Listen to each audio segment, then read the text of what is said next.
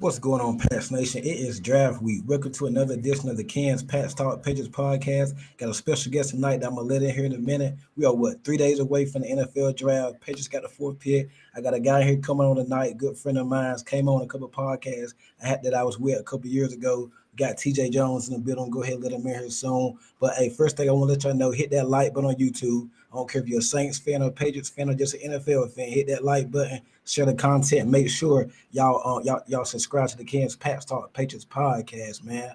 I appreciate all y'all joining me. TJ, what's going on with you, bro? Hey, how you doing, Ken? Thanks for having me, man. It's always a pleasure to chop it up with you. And I definitely remember a couple of years ago, we sat down and we talked some football, man. So it's always a pleasure to talk to someone that's as passionate and love their team just as much as I love the Saints, man. Appreciate it. Yes, sir. Yes, sir. Yes, sir, man. I appreciate you joining me, man. First, I'll tell everybody we got some Patriots fans and some Saints fans, and we got some NFL fans. Go ahead and get the introduction over with. Tell everybody where you from and what you got going on with the State of Saints podcast. I know you're on a radio show too. Yeah.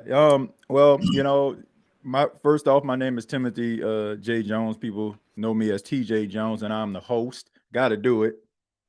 Of the State of the Saints podcast. I started the State of the Saints podcast back in 2018. Just covering my favorite team, the New Orleans Saints. I'm a accredited member of the media. I'm a general manager of a radio station in Myrtle Beach, South Carolina, WLGI. But my passion is sports. And like I said, been doing a podcast since 2018. And just love sports, man, all together. I go as far as being 4 years old, sitting on my grandmother's living room floor watching football, man. That's who introduced me to football, and it just kind of grew from there. So I'm just passionate about it, man. I love my team. I love talking sports. So just thank you for having me. Yes, sir, man. We go way back, man. It was good to have you on the East West podcast a while back. You came on, brought up some great insight, man. You've been grinding ever since then, man. I've been following you on Twitter, on everything. I've been following, man. You've been putting in that big time work, man. Keep grinding, man. Salute to you. I really appreciate it. Man, I'm just trying to be like you, man. Everybody ain't rubbing elbows with Drake May, Yeah. Hey, see, interesting that you brought it up. I'm in the media too, so I went to the combine. I went to the Super Bowl. Yeah. I met Drake May at the combine at the airport. I'm in North Carolina. You're in South Carolina. Yeah. I'm close to Raleigh, North Carolina. So I met May at the airport in Indiana. Me and my sister were there. And he's literally stood up in front of me. Now, this was before he was beat. Didn't nobody know him. He could walk through the airport. Didn't nobody knew who it was. We was at the airport in Indiana. He stood up, just stretched. I looked up. I was like, oh my God, that's Drake May. I didn't even know. I just looked at him. I seen him, and I seen interest. We got you on Xavier Legette with the Panthers and whatnot. Yeah. Seeing him, and I think Xavier. Well, I see a lot of people at the airport, but May took a picture with me, man, talked to him. At that time, I said, come on, man, make sure you get drafted by the Patriots. They don't have no say so who they got drafted by, but he wanted to get drafted by New England and whatnot. And it's mighty funny because when we drafted him, it was a crowd like, I met this guy, and now this is potential. I ain't gonna say franchise yet because we got a long way to go. Right. But this could be potentially the guy for the Patriots going forward, man. And first off, just on maybe before we get into the Saints, I know you didn't watch us a lot last year. What did you see from Drake May last year? Well, I see a lot of positive things, man. I can see why the Patriots drafted him. I think that he has a really good arm. I think he makes really good decisions. And I just think that it comes down to what you alluded to. I just think that the more reps that he gets, the better. So I think that the Patriots have the right guy. But, I just think that when you are replacing a legend, I know there's been other starting quarterbacks that have come from the Patriots, but it seems to me like he is the guy that everybody's looking to possibly be that successor to what Tom Brady was to the Patriots. It's going to be tough, but I think that he is made of the right stuff. I just think that they probably just need a supporting cast around him. I mean, bringing in Stephon Diggs is a plus, but still think that you need a little bit more firepower at the wide receiver position. But if you put a good core around him, I think that he'll be able to thrive. And I like the way that he can be able to use his feet as well. He's a big guy, big physical guy, not afraid to take the big hits, but he has to be careful with that. But I like him. I think he's made of the right stuff. I agree, and then especially it's not going to hurt us having 5 picks in the top 100. Right. four picks in the top 100. So that's going to help, man. Let's see. It's looking like we probably go Will Campbell at 4 from what I'm hearing. I'm hoping that the Giants get crazy and take Shador at 3 so we can get Abdul Carter. I wanted Travis Hunter, but I know that ain't gonna happen. But Abdul Carter, I would love to have Abdul Carter, man. You can never have too many good pass rushers and whatnot. So I'm hoping and praying the Giants take Shador Sanders. How do you feel about the top of the draft? How do you think it's going to go? I think the top of the draft is going to go the way that the general consensus says that it is, and the reason why is I agree with a lot of the prognosticators. Now, we don't know what these guys are going to be. We only can evaluate them based on their skill level, what they showed us in college, and of course, like some of the things that we were introduced to at the combine. But I just think that it's probably going to go that the way that a lot of people think. Cam Ward going number 1, Travis Hunter going number 2, and probably Abdul Carter at 3. And you mentioned Will Campbell. I talked to him at the combine. This guy's made of the right stuff. I know a lot of people are talking about his arm length and all that kind of stuff, but man, this is a guy that is going to be an anchor on the offensive line. I mean, I think that is going to be a plus for Drake May to have time to be able to deliver passes downfield. So, I mean, I know a lot of people aren't really in love with offensive linemen, but when you have some really good offensive line play, you're able to do such amazing things. So I understand Abdul Carter, he's a freak of nature and he's a freakish athlete, and that definitely would be a tone setter for the new regime of Mike Vrabel and his coaching staff. But to add Will Campbell to your team, I don't think that anybody should lose any sleep about him because he's an incredibly talented offensive lineman. And speaking of the draft, the Saints hold the number 9 pick. Let's go ahead and get to these New Orleans Saints. Been a lot going on there, a lot of turnover the last few years. Y'all let go my guy Michael Thomas, him and Dez Bryant, one of my favorite wide receivers. Michael Thomas, I love me some Michael Thomas. I wanted him in New England a few years back, but I want a lot of guys to come to New England. But I've always been a big Michael Thomas fan and whatnot. I always thought he was underrated. I didn't think he got the credit. I don't think he got nowhere near the level like some of these other guys got. So I always thought Michael Thomas was underrated. What are you hearing so far with the number 9 pick on what the way it's trending right now? Well, I heard a lot of people talk about what the Saints should and will do at the number 9 pick. Of course, we don't know, man. A lot of people, we basically just spitball it. We just hope that we're right, and maybe we can send that tweet out when we get it correct, like I told you so. But nobody really knows. I mean, but this is a team in the New Orleans Saints that can go in any direction, and I don't think any fans would be upset with them. Now, you can look at the state of the quarterback. Spencer Radley started 6 games, but didn't win any. But a lot of Saints fans still believe in his ability to possibly be a starter. But with that, it's just the belief. You don't know if he's going to work out or not. So, of course, you want to look at the quarterback position. Shedeur Sanders' name has come up. Jackson Dart name has come up. Early second round. Tyler Shuck out of Louisville name has come up. But knowing the New Orleans Saints as much as I do, they don't get into what people feel they should do. They always seem to stick to their guns, good or bad, positively or negatively. So I think they're probably going to go with the best player available, which I don't think anybody should be upset about.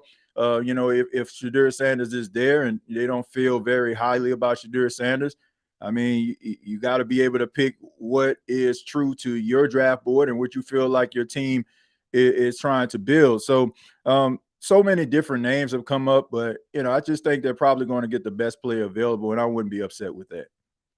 Kellen Moore was brought in in February after the Eagles won the Super Bowl, whatnot. What are your expectations for him, and what have you seen from him in the past with his offenses in Philly and Dallas and where he's been? Well, I like Kellen Moore a lot. I like the fact that he has some experience. As young as he is, I mean, he's been coaching in the league for quite some time. Back in 2018 was his first coaching opportunity in the NFL. You got to give him credit because a guy who was playing football in 2017 became a quarterbacks coach for the Cowboys in 2018. That tells you everything that you need to know about him. I mean, he's a son of a coach. but he is a guy that has a lot of experience. He has grown throughout the ranks, from a quarterbacks coach to an offensive coordinator with the Cowboys, and not just with one team. I mean, he went to the Chargers, worked with Justin Herbert, and then he went to the Philadelphia Eagles. But with Philly, and I'm not just saying this because they won a Super Bowl, Kellen Moore showed us a different side of him that he's willing to adapt, because he was that offensive coordinator that a lot of people looked at as a pass happy guy. And they were wondering, like, how would this work out in Philly? Maybe, Jalen Hurts would throw the ball all over the place. But credit to him, he understood that he had a generational talent in Saquon Barkley, and he utilized him. And I think that's what the Saints are going to have to do if they're going to be competitive. My expectations this season from Kellen Moore, on what I think that he would be, honestly, I'm not really evaluating him based on this year. I know that, this is the NFL and you're evaluated every single game, but based on what the Saints are going through, the salary cap issues, the question marks at the quarterback position, I just think that anybody that has high expectations for Kellen Moore as the head coach of the Saints, I just think that, that's just unfair. I just want to see this team look better. I want to see them trend in the right direction. And it starts with this NFL draft. I want to see these players that they select be able to leave their footprint, whether it's a big footprint, a minimal footprint, or a small footprint, but at least they're trending in the right direction with the right players. We've seen this before with the Detroit Lions when Dan Campbell first came. They were drafting young players, but you've seen what they were actually building. So if we can see something in year one from Kellen Moore, I think that everybody would be optimistic for 2026 when the salary cap issue would be better, and maybe the talent that they select would be able to build some momentum. I want to pick up right there with the quarterback position. You mentioned that with Derek Carr. It's looking like he's probably going to be out for the 2025 season. I don't know if that's been confirmed by you or whatnot. Do you think he's lived up? Me personally, I don't. I liked him with the Raiders. I thought his supporting cast was better with the Raiders. Do you think he has lived up to what the Saints thought he would be? No, I don't.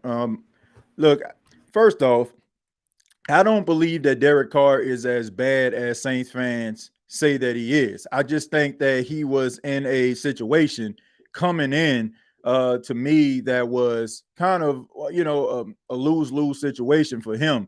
I mean, I guess you can call it a win-lose situation. If he would have played, to a point where he probably had the Saints, winning the division, going to the playoffs, then I think that Saints fans would have some level of belief in him. It was a combination of, the type of, I guess, personality that he has and the way that he actually came in. Some Saints fans felt he came in as if he was the savior of this franchise. The fact that, the Saints signed him to this $100 million deal. And, he was a guy that maybe looked at himself in a different way. The New Orleans Saints fans are completely different. Like, New Orleans Saints fans are not like just in awe of superstardom. They're just not. That's the reason why a lot of these players are happy to be in New Orleans, because they can walk down the street and nobody will bother them. I think with Derek Carr, the combination of him coming in the way that he did, throwing blame, not really taking accountability when things were going wrong, certain leadership qualities that you expect from a quarterback. I just think that it rubs Saints fans the wrong way. And, it's going to be hard to get back into the good graces of the New Orleans fan base, rather it's the Pelicans or even the Saints. I mean, Anthony Davis, they still haven't forgiven him. Chris Paul, they haven't forgiven him on the Pelican side. And Derek Carr just never really embraced himself or felt as if he was New Orleans quarterback. So I think that was the one thing. And then also just the play. I mean, very inconsistent. There was some times where you expect from a franchise quarterback to be able to elevate the people around him. I think Saints fans quickly realized that this wasn't a Drew Brees type quarterback. And he's one of those quarterbacks that you can win with, but not win because of. And that's uncharted territory for some Saints fans that haven't seen anything like that in over 15 years. And one thing I can attest to, those Saints fans are passionate. I was down there covering the Super Bowl for Radio Row. Mm-hmm. Every corner I was on, Saints fan, just crazy. Saints. They are passionate about their football down there. I seen so many voodoo stores in New Orleans and Saint store. I mean, it is crazy down in New. They really that's an underrated fan base. They don't. See, the Saints not a really a big market team. But Yeah. I went down. I was down there for a week in New Orleans. I mean, it was nice. I want to go back. Ate me some gumbo. Ate all that. The Saints, they are very packed. I don't think the Saints and that dome is loud or whatnot. I was down there the whole week on Radio Row. That's a passionate fan base there. So you gotta do right by your fan base. Yeah, absolutely, man. You got to. Yeah. This is one of those fan bases, that a lot of people really talk about.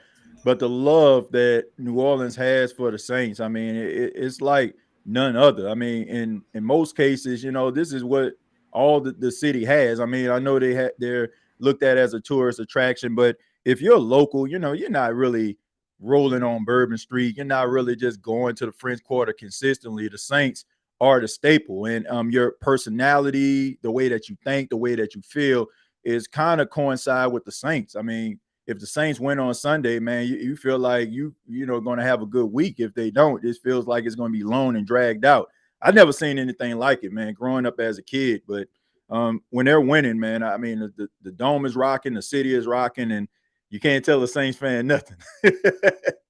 Real quick, it's a bunch of y'all in here, man. Got almost 100. Make sure y'all hit that like button. If you're a Saints fan, or if you're a Saints fan that knows some Patriot fans or whatever, hey, y'all just hit the subscribe button, hit the like button, share the content, comment, man. I really appreciate it. This is TJay Jones once again from the State of the Saints, Saints podcast. Wide receiver from Arizona, Teteroa McMillan. I hope I said that right. Yeah, he's been mocked to the Saints a lot. How would you feel about that? And have you done a deep dive with what wide receiver? How's your wide receiver rankings? I think the Saints need some help at wide receiver. Olave, I was about to get into him in a second. Got the concussion history. Then y'all got Shaheed coming back. Y'all did bring back Brandon Cooks, and I think I'm missing out somebody. But I think y'all need a little bit more on the outside and whatnot. How do you feel about the wide receiver position and how they should address it? Well, Ken, I was actually a part of a draft special on Bleacher Report. Shouts out to Bleacher. And we did our mock drafts. And I actually had the New Orleans Saints taking Teteroa McMillan with the 9th pick. Look, you mentioned at the beginning of the show about Michael Thomas and the impact that he had with the New Orleans Saints. The Saints haven't had that since he left. I mean, the injuries that Michael Thomas had, kind of shortened his career is unfortunate. But Teteroa McMillan can fill that void. Now, he's not the fastest guy in the world, just like Michael Thomas wasn't the fastest guy in the world. But he has those vice grip hands. He can catch everything, and he demands a double team. You look at Brandon Cooks, Shaheed, and Chris Olave, the wide receivers that the Saints have, 1, 2, and 3, wherever you want to place them, that's up to you. But they're on the smaller side. Those are guys that can get down the field. They got speed. They have really, really good route running ability. Chris Olave and Brandon Cooks kind of remind me of one another, guys that can, break free. But they're not getting those yards after the catch, man. They can win their matchups and with disciplined route running, but they're not those big physical guys. And the Saints don't have that. And Teteroa McMillan can possibly be that. And, he doesn't have to be that number one guy. I think that Chris Olave can serve as that number one, but you also need somebody that's going to be big enough, because you've seen Chris Olave, you've seen Rashid Shaheed deal with injuries, and you cannot rely on them to play an entire season, because that has yet to be seen from both guys. Talented, but it hasn't happened. And Brandon Cooks has missed quite a few games last season with the Cowboys. So if they can get a big, durable wide receiver like McMillan to add to their wide receiver room, I think that, they'll be able to do some things effectively, rather they're rolling with Spencer Rattler or they end up drafting a young, inexperienced quarterback. They're going to need to put some pieces around that quarterback if they're going to find success offensively. Jackson Dart on the quarterback for Ole Miss. Some people got him in the second round. Some people, I've heard him mark top 5. I've heard him in the first round. It's all over the place. And we know it's line season right now. Don't nobody know what's going on. He's been linked to the Saints a lot. I think Dan Orlovsky, I believe, and Todd McShay said the Saints are very interested in Jackson Dart. How would you feel about that? And how do you think he fits all? I think he's from that area, I think, or close by or something like that. Well, I think that when it comes to Jackson Dart, I think that he's an incredibly talented quarterback. I think that the combine that he had kind of raised his stock, but it also contributes to the fact that this isn't a deep draft at the quarterback position. And with that, you're always trying to find a guy that you can open up the door and bring into the room. And he seems to be the next guy. Everybody has been talking about the two top quarterbacks that should be taken in this draft, Cam Ward and Shadur Sanders. And of course, you got to have a couple, I guess like co-stars to this show. But Jackson Dart, to me, he is a very talented guy. He can throw the football really well. He can make all the throws. His footwork is a little bit erratic, but those are things that you expect sometimes from a young, inexperienced quarterback.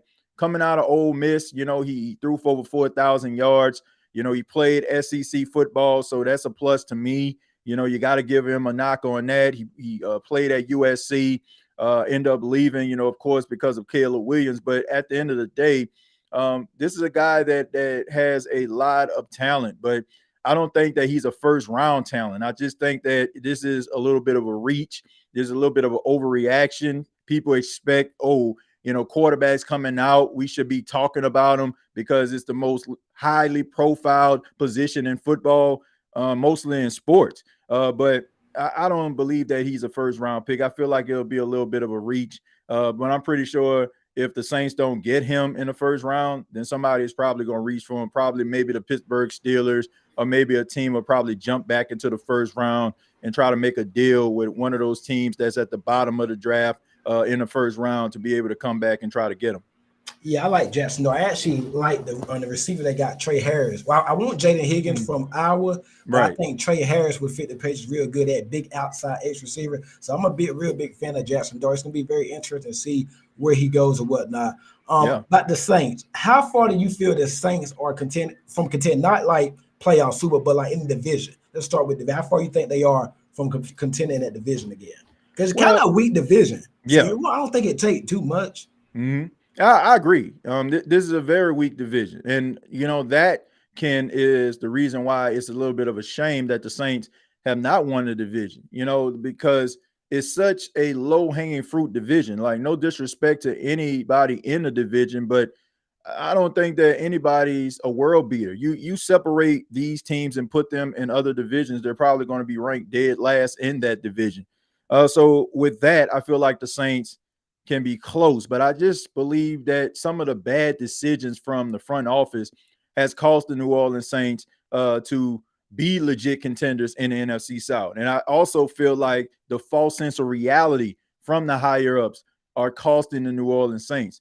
Until the New Orleans Saints look at themselves in the mirror and have a full understanding about how the NFL is evolving, and also some of the practices from kicking a can down the road, from keeping some of these older players that can't stay healthy and they can't, compete with some of these younger guys. I mean, of course, they're going to have moxie and they're going to have intelligence because they've been around the league a lot. And yes, they are going to be leaders in the locker room, but the NFL is a young man's game, and you got to be able to keep up. And if you're going to keep these older guys around, if you're going to kick the can down the road, you got to be knocking it out of the park in the draft. So the Saints haven't been doing none of these things. They haven't been able to keep the salary cap at bay, and they haven't been able to draft really well. They've been able to draft for players to go to other teams and be good, but not for the team, and contribute in a major way. So they're going to have to stop a few things that they've been doing consistently over the last 4 to 5 years if they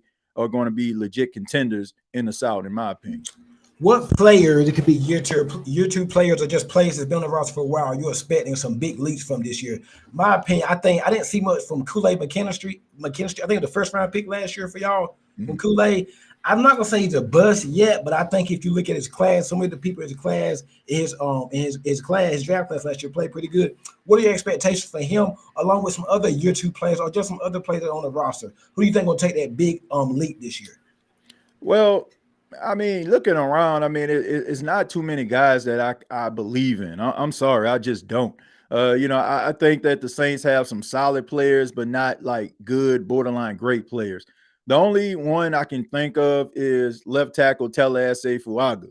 He really had a really good rookie campaign. I expect for him to be able to, I guess like gain momentum going into his second season and maybe being everything the Saints need him to be. But just looking around the landscape, you talked about Kool-Aid McKinstry. look, I understand the cornerback position. It's one of the hardest positions to play. But we also look at some guys that come in and they have instant success. Uh, Marshawn Lattimore, former New Orleans Saint. I mean, when he first got to the league, he became a lockdown corner, defensive rookie of the year. We look at guys like Sauce Gardner and Jalen Ramsey throughout the years, and those guys have come into the league and found instant success. But sometimes, because we look at those guys' greatness, we tend to minimize the guys that may come in that need a little work. And I just think that when it comes to Kool-Aid, I just think that reps is what's going to help him. He came in as a starter towards the end of the season. He also was dealing with some injuries. So I'm going to go ahead and give him a pass. I understand how tough the NFL can be. Everybody is not going to be, flirting with all pro, flirting with a Pro Bowl the first time you see them. Sometimes guys are work in progress, and sometimes players need reps. So I believe in him, man. I just think that he'll play better this season now that he knows his role. He knows that the Saints are relying on him, and also feel like Brandon Staley is going to help him out a little bit and allow him to be himself, because that's kind of Brandon Staley's calling card as a defensive coordinator. When it came to Dennis Allen, really good defensive coordinator, but it was more about being where you need to be. Brandon Staley relies on these players to show their athleticism and their ability to be able to try to, get their hands on the football, generate turnovers, and make plays. So I think it'll be a plus for him with Brandon Staley as the new coordinator.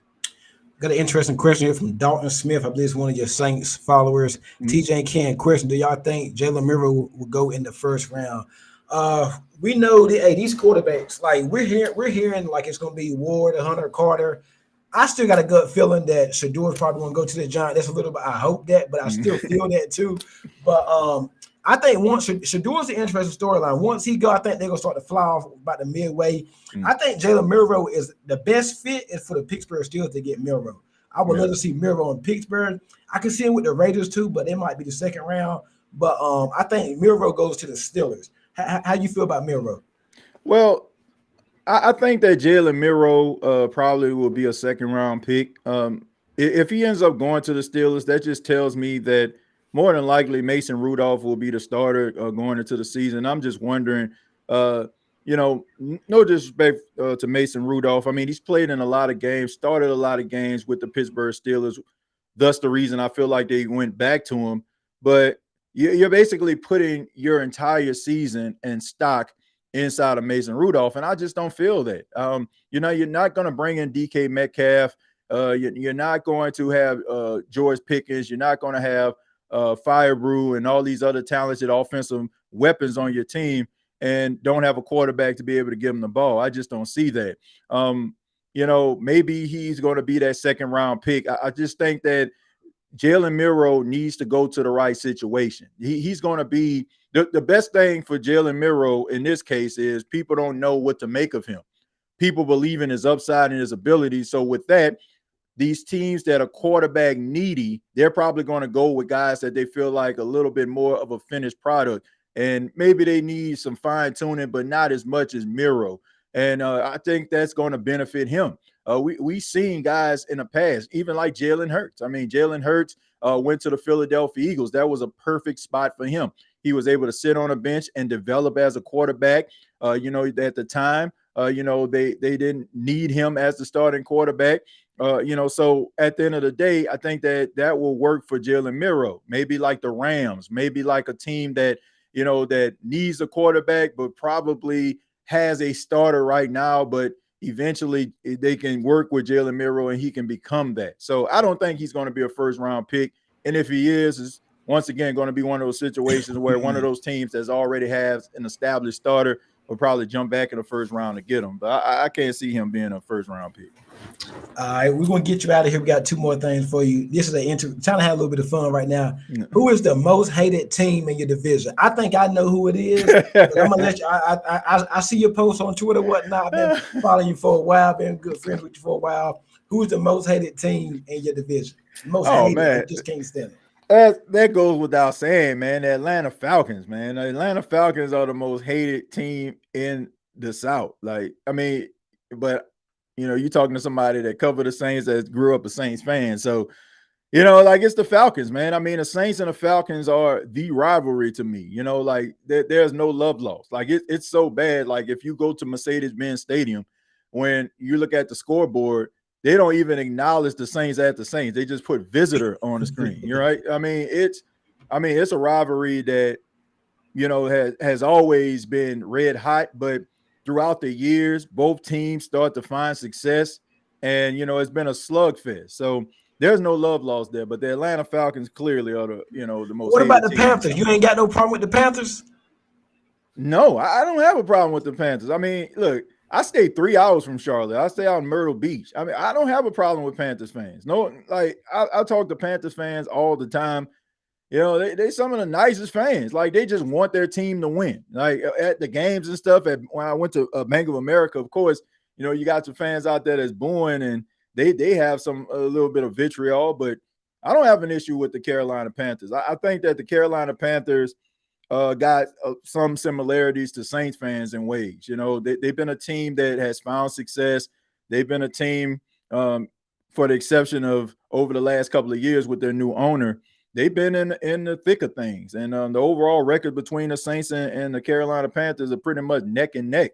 So I don't have an issue with them, and a Bucs fan, I don't even really look at them because they just started talking about their team probably like 4 or 5 years ago when Tom Brady got there. They found success since then, and yes, they have been winning the division and have won the division, and that's something to be proud of. But a lot of these fans are brand new, and I can't I don't look at them, as a threat. Like seriously, I got respect for their fan base, but as a threat, I don't look at them that way. My first ever NFL game was the Falcons and the Cowboys. It was November of 2018, I think. Cowboys came went to Atlanta, Mercedes-Benz. They had just built the stadium, I think probably year two. It's a loud stadium. It's a nice, nice food, all that. Oh, yeah. I've been in there, whatnot. I might go to a game this year, I don't know. But nice stadium, whatnot. But it was the Cowboys. Now, Cowboy everywhere they go, they take over. But it was more Cowboy fans than the Falcons fans and whatnot. So I was like, okay, this is a little bit odd. What they lost that game. I think Zeke scored the kicker. I think it might have been Dan Bailey, I believe. He kicked the game winning field goal, and Dak Prescott hit him with the walk off. I think it was the Cole Beasley or something like that. Something like that. But they lost the game nevertheless. And then we beat the Falcons years ago in the Super Bowl. I see somebody put in comment 28-3. We came back and beat them. So we play y'all. We play y'all division this year. So we definitely have to hook up on another show later on this year, man. Before I let you out, last question, whatnot. Gut feeling right now on the number 9 pick. Are y'all gonna trade up, trade back? You gonna stick and pick? Who's gonna be the selection and where at? What gut feeling right now on number 9 pick on Thursday? My gut feeling is the Saints are going to select Teteroy McMillan or Tyler Warren. Man, those are two guys, but I would have to say Teteroy McMillan if we're looking at. I think he fits y'all Nike. I think y'all need that big body X receiver on the outside. Absolutely, man. So that would be the pick. I mean, where the Saints are, they don't have to trade up in order to get anyone. They're still going to get a really good player. I think they should stay in that spot at 9. Unless you're trying to get Cam Ward or you're trying to get Travis Hunter. If y'all want you to do it, call up the 4. We are happily answer that phone if Carter goes to the Giants. Y'all want you to do it, we get on back to 9, and maybe Campbell might be going. I want Ted McMillan myself. So if y'all want you to do it, come on, call up the 4. We make a little friendly deal. We go back to 9. We take Ted McMillan, whoever best to play available. Hey, we can do it right here. Yeah, I mean, look, I would look. The only reason I'm saying, for them not to move up is I don't feel like it's necessary.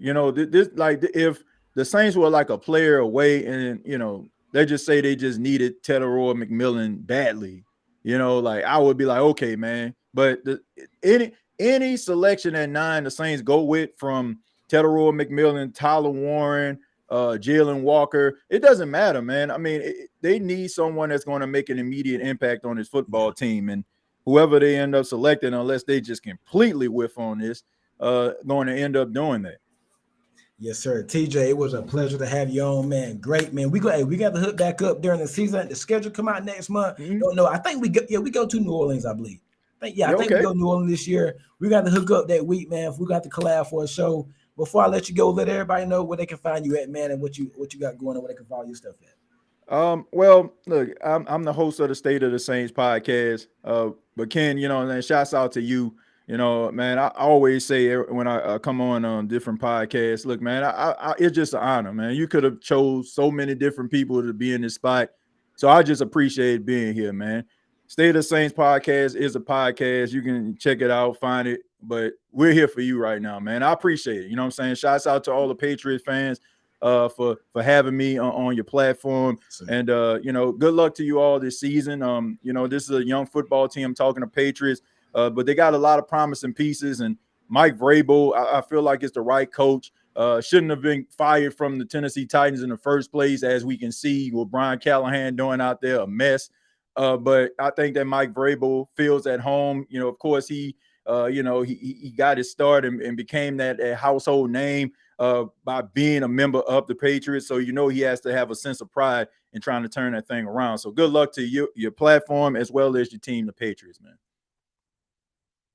Yes, sir, man. And like I said, appreciate you coming on, taking time out your busy schedule. Hey, Patriot Saints fan, make sure y'all hit that like button, comment. The show gonna be up later on night too. It's gonna stay up. Hey, man, I want to see them likes up, comments, views, all that, man. Appreciate it. This was a bang. It was good to get you on, TJ, man. I appreciate all y'all joining me tonight. TJ, once again, appreciate you taking time out to come on and talk it up, man. We are 3 days away from the draft. Yeah, man. It's about to get crazy, man. Hey, hey, when y'all on the clock, let me see what y'all got going on. I know you be focused on the Patriots at 4. I'm looking at number 3 because I'm praying Shador go 3 and we get Carter whatnot, man. So we'll see what happens, man. But I'm starting to kind of buy in the Will Campbell whatnot. It's not the sexy pick or whatnot, but we ain't got to worry about hearing left tackle for a while because we've been preaching getting a left tackle for a while. So we ain't got to worry about that for a while, man. So we'll see what happens, man. But hey, once again, I appreciate you, bro.